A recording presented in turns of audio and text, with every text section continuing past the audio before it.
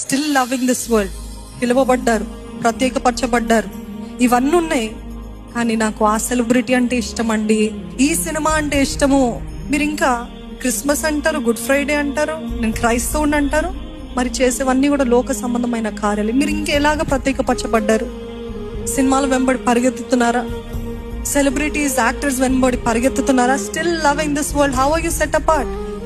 ఇవి లోక సంబంధమైనవే. లోక సంబంధమైన వాటిని ప్రేమిస్తున్నారా? లోక సంబంధమైన కార్యాలు ప్రేమిస్తున్నారా? If you still following the same old thing that you followed before being saved, అదే ఆశలు.